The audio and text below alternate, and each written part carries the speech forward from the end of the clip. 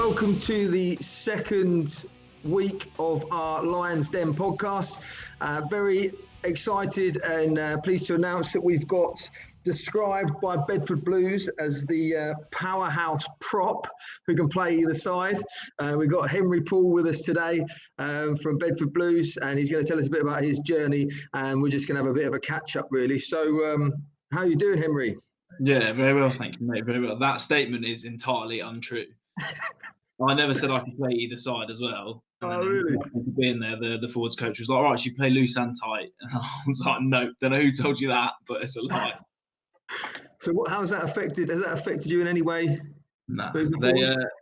So this year, actually, we did have one lad had a concussion, so we went down to one loose head at the time, and they kind of came up to me on the Tuesday and went, "How would you feel about potentially playing there?" And I was like, "I did it twice last year for Isha and National One, but like I respect there's a very big gap in that, so I wouldn't be too keen on it." And I think we played. It was Ealing at home, and they had me on the bench as a loose head, and then the scrum I came on. Ealing's replacement tight head went off and it went to uncontested scrums. So I was very happy about that. Nice. Just for people like me, really, as well, and like any backs. I know I don't look like a back, but people like me and backs, and youngsters growing up, and people that don't understand the dark arts of the scrum. What's the difference between the two? Would you find, and why don't you want to be able to play both sides? Well, loose head just breaks my back. I think loose head is you have to be unbelievably strong because you've basically got all the tight heads pressure trying to push you down and trying to catch you. So you've got to be able to stay strong and not just get folded. Whereas tight heads are just trying to stay square and straight without getting too deep into it. So I might prefer that. Try and stay square. It's a bit more comfy. But then there's loose heads who would hate and would do nothing, would never want to play tight head. It just kind of, I think once you find which one you enjoy, you don't really, you spend every day pretty much practicing that. You don't really want to jump on the other side, and then everything feels completely different. Yeah, I do see it a lot now with, especially the younger, like props coming up through the ranks now. People trying to play both sides. If you were able to play both sides and you were comfortable playing both sides, does that make you more attractive to a club? 100%, yeah. Like if you look lower leagues, like so the national leagues, you don't get 8 replacements. So if you've got someone already who can jump in both sides straight away, you're gonna want him in your team more than someone who's just nailed on one side. Yeah. And then as you go on and like into the other leagues, like if you can play both sides, if someone gets an injury and you can jump in, and you're so much more desirable to the teams because you can do that. But it's rare that you find lads that want to do that nowadays. But yeah, it's another string to your bow if you can play both sides. We had James Lang on at Quins last week, and we were talking about what you're doing at the moment to keep fit and active. What's your regime look like in terms of I suppose not losing your mind, and also being prepared as soon as the RFU lift the regulations and say, right, the season's starting? Because I imagine especially and let's try and get into later on a bit about the feel in camp around the championship announcements to a lot of the clubs going semi-pro and those kind of things. So what's the general feel at the moment? I think we're probably in a bit of a different scenario than the Prem boys, because they've still, like, all the talk coming out of that is that it's going to definitely start again at some point. Like you see, New Zealand's just starting up again, and by the sounds of it, clubs really need to start to get the revenue back in. Whereas we, like 2 weeks after lockdown started, we were told that's it, season's done, kind of like it's over. So for us, it's like my mindset now is, right, like I can't change that. So it's just have a bit of a break and kind of get on with things. Whereas those that you've got expecting to go back in maybe next week, the week after that, I can imagine that's much harder mentally to be in this kind of like the mindset you're in now and not being able to do as much, to then being able to switch it back on in the space of a week to be straight back in. So I think our situation for that's probably a lot easier. We got furloughed pretty quickly, being into lockdown. So I think we went up and played Newcastle, and we played them on a Friday night, and that was like the weekend of everything getting cancelled. So it was the Six Nations games, Wales, Scotland, that got canned on Saturday. So we played on the Friday night, and on the journey up there, all the lads were saying, like, there's no way the game's going to be on, like, it's never going to happen. Lads were hearing that Newcastle were already in self-isolation. So we were like in two minds. Game went ahead, was fine, got pumped. And then on the way back down to the bus on Saturday, that's when everything just got cancelled. That's when it, one after the other was like, right, this is happening. And then I came straight down to London. And then that was, I think it was the Sunday, Monday that it was like, right, nothing's on, lockdown. As the club said, is it planned to go back in September? They're at the minute, they're kind of just waiting to get more guidance off the government, which can be frustrating, but then you respect that they're kind of, every week something changes for them as well. So there's no point telling us like, oh, we're going to be back in the 1st of July, and then it change. It's kind of just wait to see what the government says. So yeah, we're also, like I said, we're all furloughed. There's only about 10 of us that are in contract for next year, I think. So it's just kind of a lot of negotiations going on and stuff. But by the sounds of it, that's every. Yeah, I saw on when reading through the announcement on the Bedford website, you recently extended to next summer. I suppose, are you in a better mindset because of that now, rather than having to go through the negotiations? Yeah. Like, there's no one knows what's going to happen when it all starts up again. So there's always doubt. But then I am lucky that I had that opportunity to sign really early when I did, and this was before all the cuts and everything. So I was probably in one of the best positions out of all the lads, which is nice, and it does take a bit of pressure off.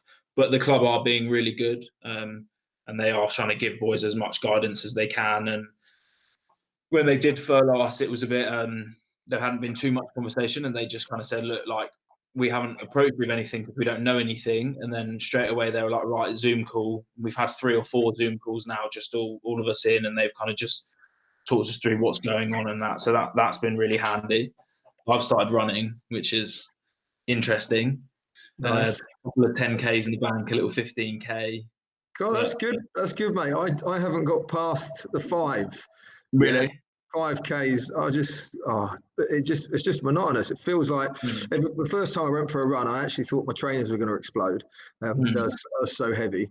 But now I'm just trying to get down. I'm more working on some upper body strength. But 15K, mate, that's good. Yeah, it's my knees and ankles that the next day are just in pieces. Ice bags on both of them, but what about something different to do? Like, I've never run before. I've never run a 5K before this, which sounds like ridiculous being a pro rugby player. But I just never. I think I almost had it in my head that, like, bigger bloke, I don't run. And then ended up going on a little one. Did like 2.5K. Got a friend here who does quite a lot of running, and I'd like told him, and then he was like, well, I've just done a 15, and I was like, all right, maybe I'll try 5K next time. And then it was an 8K, and then it was a 10K, and then it was like a 15K. So it's quite nice to set yourself something different to do, and then see how you get on doing it. Yeah, cool. And what other goals have you got in terms of, like, staying fit for pre-season, or is it eating to get bigger, or what's the? Nah, for me at the minute it's just trying to, like, I've got so many little niggles and stuff from the last 2 years that I'm like, I'll probably never get this opportunity again to just take a step back and be like, right, what are all my weaknesses? Like, what are the things that I really need to work on? I did the S&C degree at uni, so I'm kind of like, didn't use that too much over the last year. So I've been really getting back into, like, doing my reading, doing my research, which I've really enjoyed, and then just trying to, like, utilize that on myself. Because, like, they will never get this opportunity again to have such a long rest. Yeah. Luckily, I've got a friend here in the same house I'm at, my girlfriend's up in Twickenham, and he's quite keen on training as well. So it's been good to have him there as some motivation as well. But yeah, just try and work on the little weaknesses. And I did buy a rebounding rugby ball. Oh yeah, one of those half balls. Yeah, and I was like, I'll work on some passing, and I'll do 100 off the left, 100 off the right. I think I did 2 days, and then that stopped. So that's something I think you need to pick back up again. But Yeah. Oh, cool. You talked a little bit there about, your degree. You went similar to me. You were there the year after I left, I think, Yeah. at St Mary's, weren't you? So another St Mary's alumni. People are going to think we're just going to be getting through everyone who went to St Mary's on Yeah. this podcast. There's a good Um, one. but and like I said to you when setting this up, the reason we wanted to put this podcast together was to help parents, to help young aspiring players that want to play professionally, whether that be in rugby or whether that be in other sports, and find out about the different journeys that people can take in order to get there, rather than just necessarily going through the route that's always talked about, which is the academy route. And I think it's less than 2% of all players that go through the academy actually make it into professional rugby. So players have got to be coming from these other places. So I think it's important for us to talk about those. So, and I think you have got a pretty cool story. So do you want to take us through? Yeah. So like, it starts off probably the same as like every other kid who like rugby. Like started probably when I was like 4 or 5, just like local club. Did that right through to like the 13, then did a bit of county stuff, and then went to Lewis, Sussex Downs College. That's when I kind of got my like first taste for like, oh, they competed in the British Colleges League, some good players there, and I was like, oh, this is like quite good, quite a competitive standard. And then went straight from there to uni, which was probably the worst thing I could have done, because 18, quite a protective mother, and then the eye kind of got opened and was like, wow. So got a bit too influenced by uni, and in that first year of uni, I think I had a little meniscus injury, which looking back at it was probably nothing, but that stopped me playing for the whole year. So I didn't really play for the whole first year of uni, or much going into the second year. And then just got really engrossed in uni, and I don't regret it now. Like I really enjoyed it, and I had a really good time and made some really good friends, all of which you don't really play rugby, which was like looking back as well, it's quite nice that they're like a couple of football, one did motocross, and they're just boys from like, they all like rugby now, but they're all lads from kind of different walks of life rather than just being in that rugby mindset. And then after about 2 years, I had a friend who joined uni, and then he went down to Wild Geese. And he was nagging at me to go down and do a bit of training. And then I went down in the pre-season, and then like instantly was just like back mind on, want to play. So they did a season there, which was really fun. Some really, really good lads there. And then end of that season, got an email from Ricky Nebbit at Isha, me and the lad George Dean, who had been nagging at me to go down to Wild Geese. And Ricky He's said, now the S&C coach down. Yeah. For a while. Ricky emailed and said, "Look, I've heard about you. Like, how do you fancy coming down to Isha?" So then went down there, had a really good chat with him, got along really well, and he was like, "Yeah, keen for you to come." They had 2 like pretty set props at the time, so Cameron Zeiss and Cameron Lee. So that was kind of like, right, I'm bottom of the pecking order by quite a way here. Like I need to really work hard to get anywhere.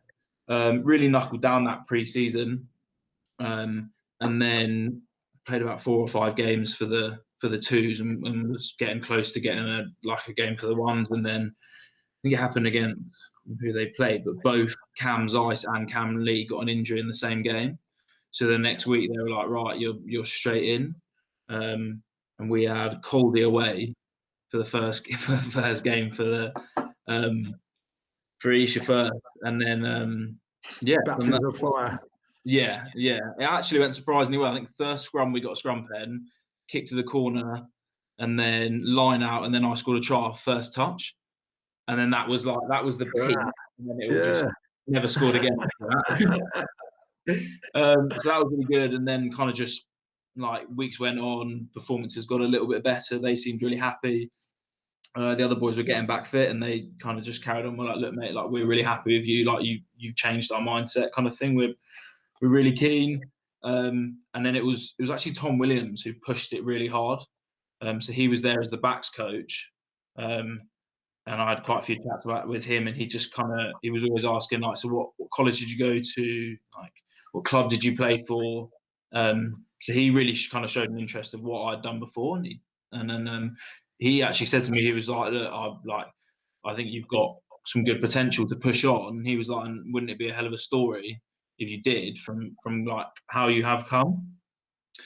So he really, really pushed me on, and then at the end of that season, I was meant to go to Finland. So Oh yeah, I remember that. yes, it was Tim. I think it's Tim Visser. His brother played out in Finland, and they were looking for a prop for the last 3 games of the season. So he had spoken to Tom Williams at Quins and then said, "Do you know anyone?" He put me in contact. So I was all set to go out there for the last 3 games, and then on the day I was literally had my bags packed, walking out the door, and I get a phone call, and it was the manager from the club, and he was like, "I'm really sorry, mate, but it hasn't gone through with their RU. Yeah. So registration. Yeah, you can't come out." Yeah. So I stood out the door, like backpack on, just like bloody hell, can't believe it. Sat down for a bit and was like, right, what do I do now? So that overlapped with the county games. So it's the 3 last weeks at the end of the season. And I'd been tossing up what to do at the time, so I really wanted to get on the England counties tour. So then straight away got on the phone, rang the county coach and went, "Look, I'm available to play. Like, do you need me this weekend?" He was like, "Right, straight, yeah, like you're in." Yeah. I think we played Sussex at home, and then played the 2 games from that, and then got an email to say that I was picked for the England counties tour to Georgia, which was class. And then at the time I was going to go to Roslyn Park for the next season, and then on the day I got back from the counties tour, just kind of heard that Bedford needed a prop and were looking. And then I think 4 weeks later, I was there, ready to start pre-season. Wow, that's a hell of an acceleration of a journey, isn't it? So, what age were you when you took those 2 years out? What age were you when you started, playing more competitively? Let's say. So, when you went down to the Geese. So what would that have been? That would have been joined uni at 18, 19. So not till about 20. Yeah. So this has been my 3rd full season back in. I think I only really played a handful of games at Geese, probably about 8 or 9. I had a few injuries, and probably double that at Esher, and then I think I got about 18 this year or 16 this year for Bedford. So quite late. But then as a prop, you're not so pressured in time. Like you can get away with having a few years on the beers, I think. Adds to the weight, doesn't it? Yeah, a bit more ballast. Yeah.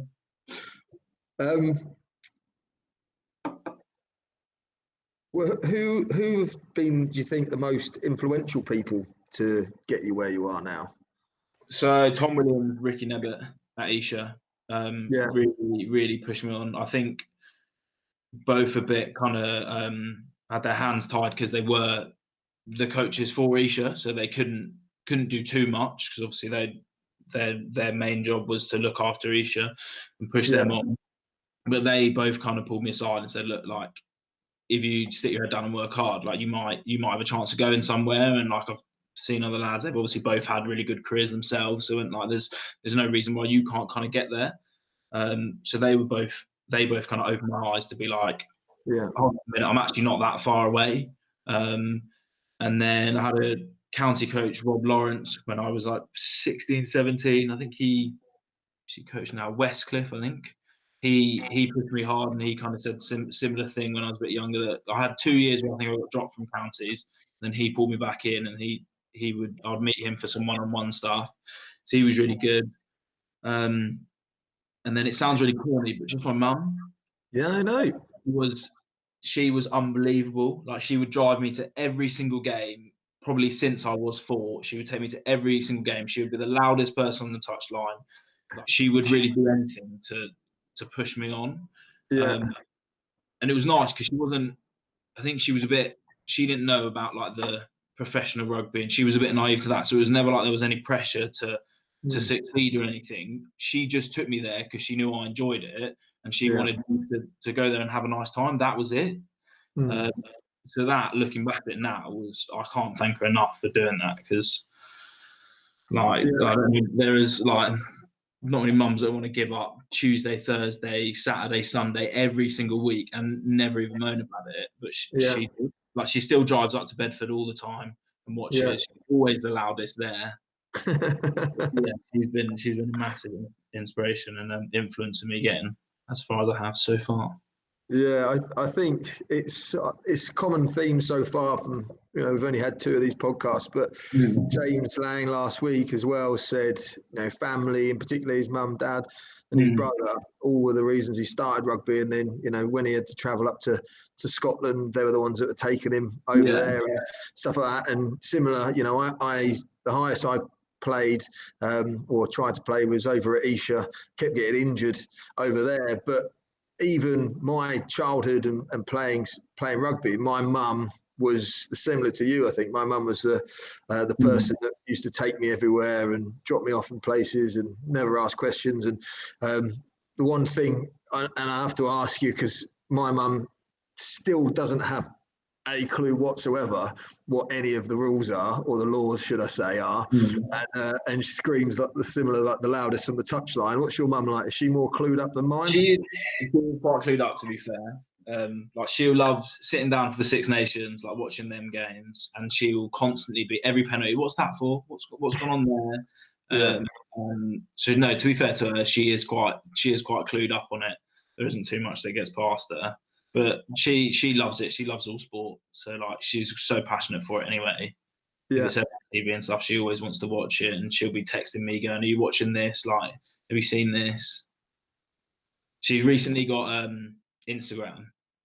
So every single Bedford Blues post that I always see, just Sandra Paul at the bottom has made a little comment like, "Go well, boys," and stuff. It's quite funny.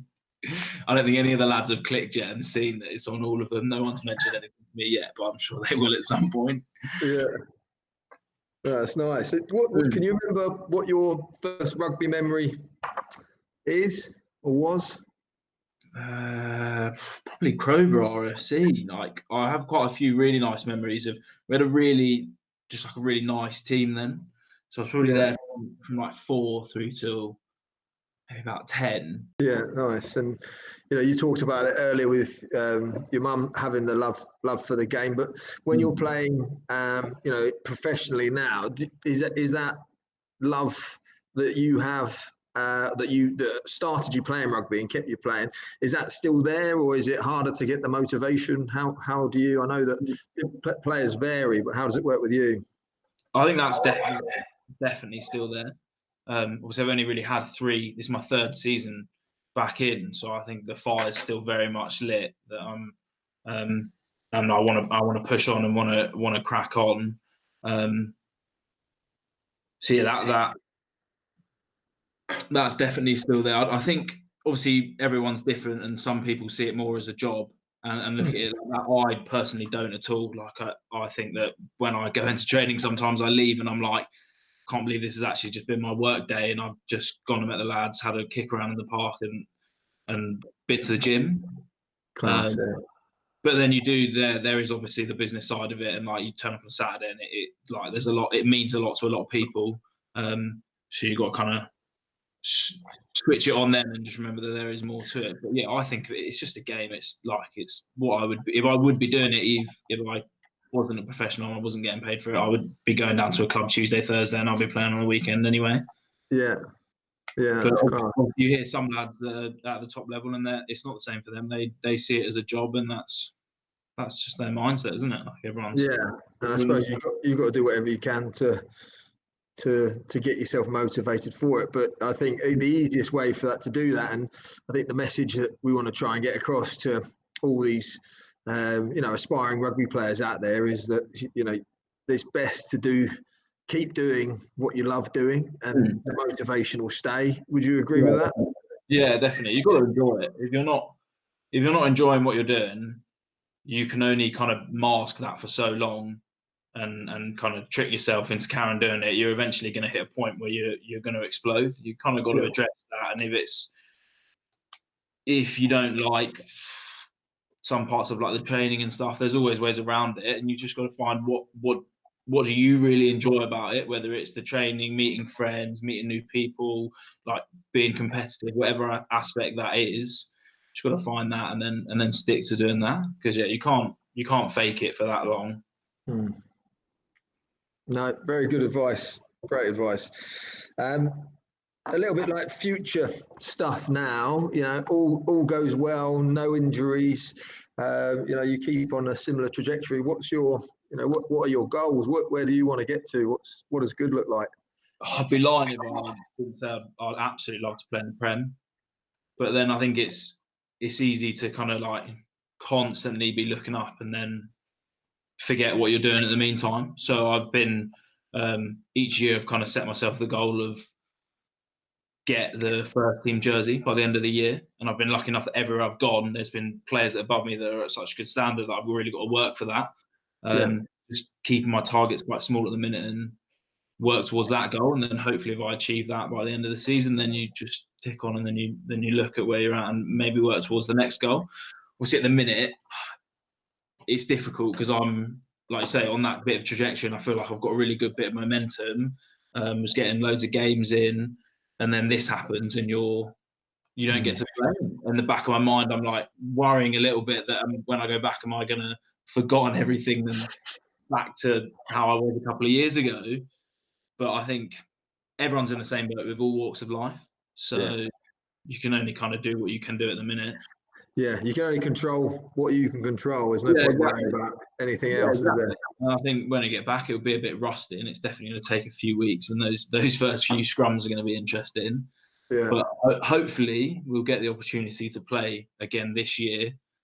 Hopefully around September time, and then I think having such a long layoff is just going to be even more motivation to get back in, and kind of makes you realise how much you do enjoy it again. Especially that I've got that a lot of some of the boys that I've been chatting to that kind of like once it's not there and you take it for advantage, and then it kind of gets stripped away and you're like, actually, I really miss like meeting up with everyone and playing. So hopefully we get to play again this season, but who really knows? Yeah, I think it's going to be unlikely that anything properly starts back. You might be okay, championship up, playing with no crowds and stuff like that, but it's just so hard to see because they're going to have to test everyone before the games, make sure no one's got symptoms. So that in itself is a logistical issue that a lot of clubs, especially with the challenges that are happening in the championship, is whether it's affordable and achievable to do, I suppose. Yeah, I think a lot of clubs are going to have to change their business model. Like you say, you hear about clubs going part-time and stuff, and I think there's definitely been an emphasis on lads looking at other work as well, which isn't a bad thing. Like it gives you the opportunity to look into other things. Yeah.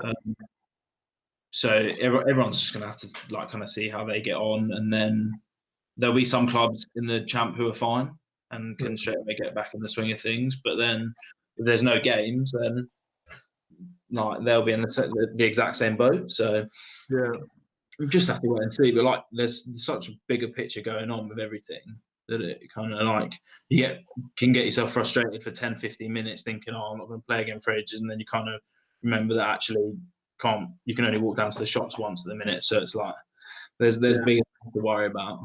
Yeah, that's true. And what's your take? So we briefly touched on it earlier with the changes that are going part-time. Is that something that Bedford are looking to do? Do you know with some of the players, or how is that going to work? I think so at the minute. Like I said, they're kind of waiting to get some more guidance off the government on when games will pick up again and when we can kind of get back in. So obviously that dictates most of it. But they, even last year, they had an emphasis on like we had a lot of free time, and they want boys to utilise that time to kind of find other things that they're interested in. Yeah. Obviously, rugby is it's not a lifelong fulfilling career. Like it finishes at some point, so it's good to kind of have this time now to work out. Even if you like go and work in a coffee shop or something, go and find out what's your passion outside of rugby, and then start thinking about that. And I know there's a lot of lads that are really keen for it and are looking forward to kind of putting their minds on other things and really working towards that, and then trying to set themselves up for the next few years. Yeah. So you just kind of got to make the most of the kind of situation you're in.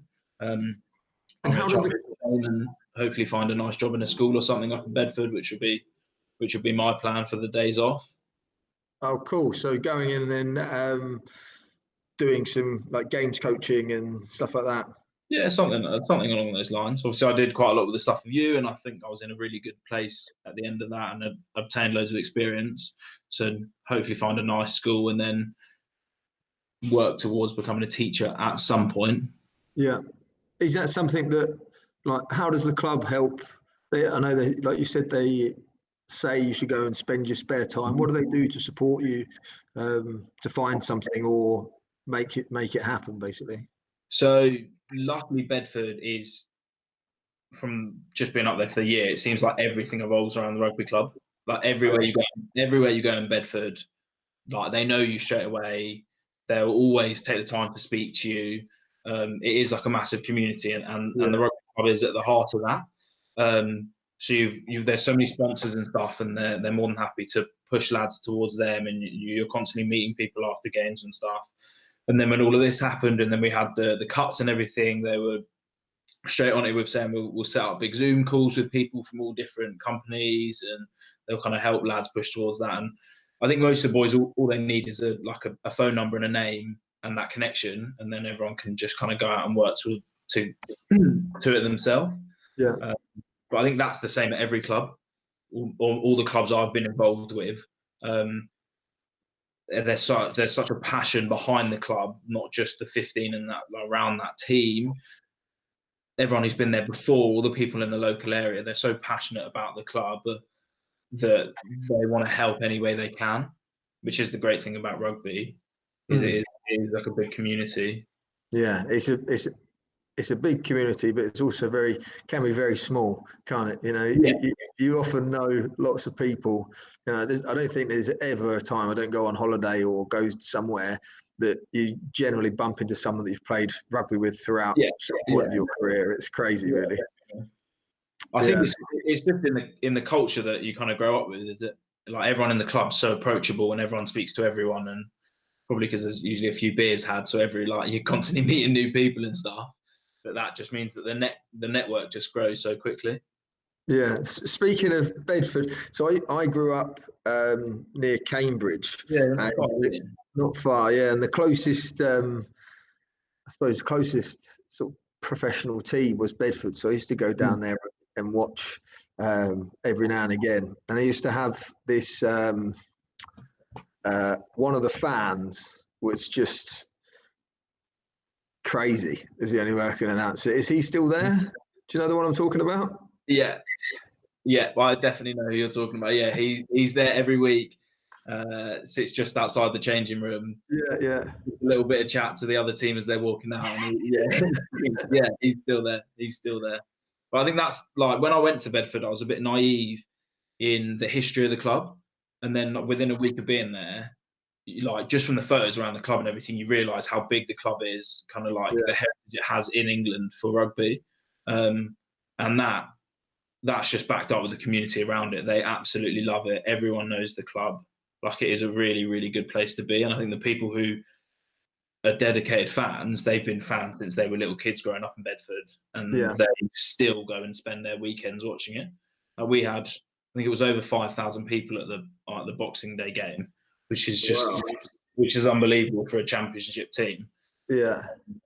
So the support there is massive, and that's just that. I think that's the club's history. It's, how much do you like talking about the pitch now? How much do you like playing into that bottom right corner, and how much do you hate playing out of it? So whenever Sean, the captain, will go to the ref and they do the toss and we find out, I'm always like, fingers crossed. If I'm starting, I'm like, please be playing down, please be playing down. And then if you're on the bench, you're on the same thing. I don't think it makes a difference at all, to be honest. It's not a nice place to try and get back out of, especially on a wet day. Pinned in that bottom corner, it can be tough.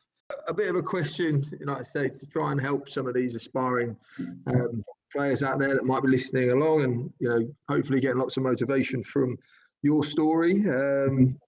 if you had the chance now to go back to, whatever is a 13, 14-year-old rugby player, you at that age, what would be the one thing that you would say to yourself now?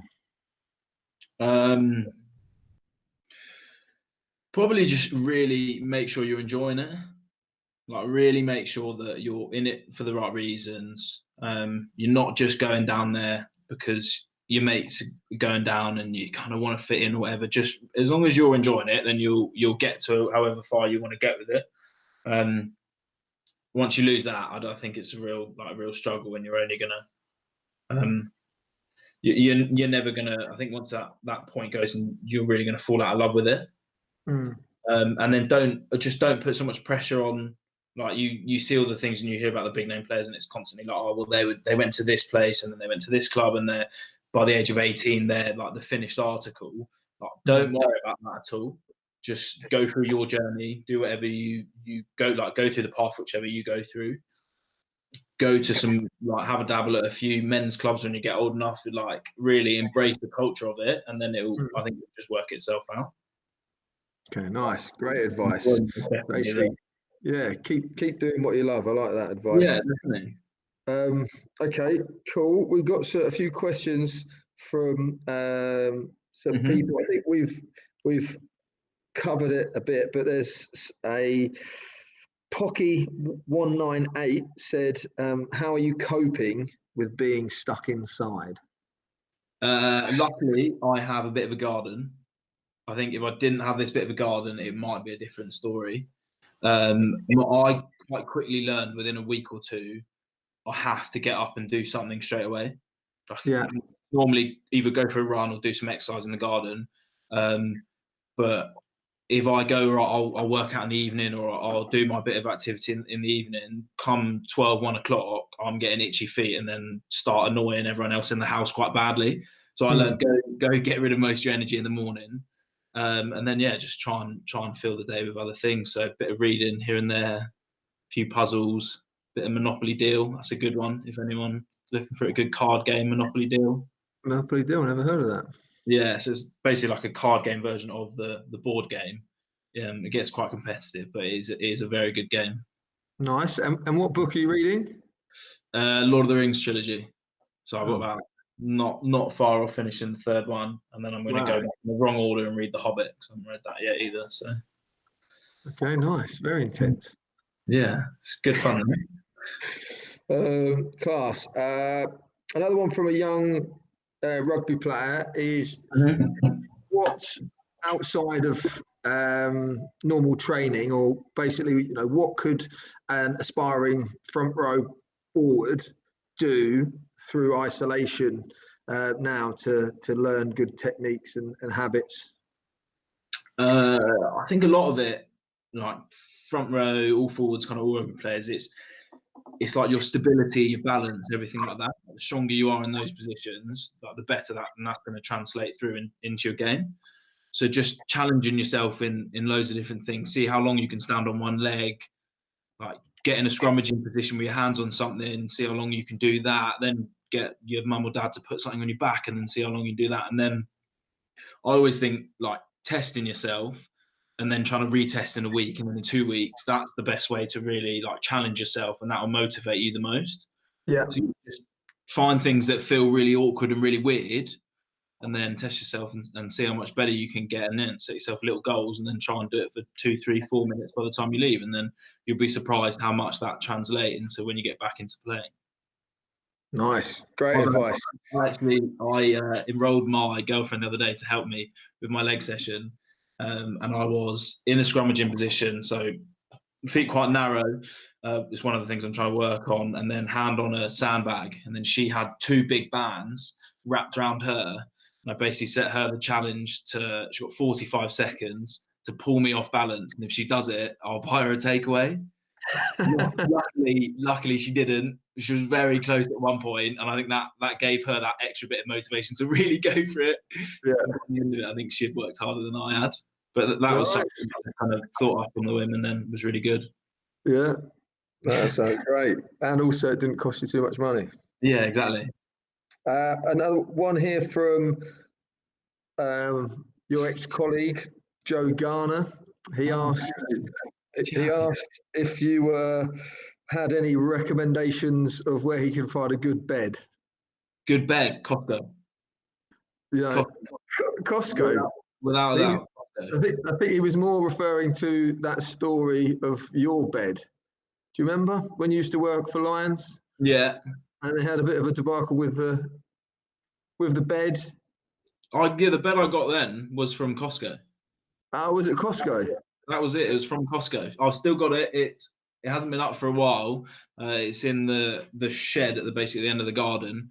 And then me and my girlfriend are moving up to Bedford at the end of the month, and then it'll be going back up then. But yeah, Costco, absolute banging bed. What was the thing before? Was it just trying to get it? I think it was basically I went to Costco with my housemate to pick it up, and we thought we'd just put it in the back of his car, and then it was 3 massive boxes, and then quickly realised I was going to have to get a man with a van to come give us a hand. But yeah, I think that was it. But yeah, nice. If you're looking for a new bed, Costco. New bed, Costco. There you go. You heard it here first. Okay. Thanks very much, Henry. Great to chat with you. I hope the trajectory continues for you, mate, because that'd be great to see you make the Premiership. But like you said, the most important thing is first things first. Focus on enjoying what you're doing and love doing that, mate. So it was great to catch up with you. Yeah, and you, mate. All the best. Thanks, Take care. Mate. Stay safe. Yeah, speak soon. Speak soon. Cheers, mate.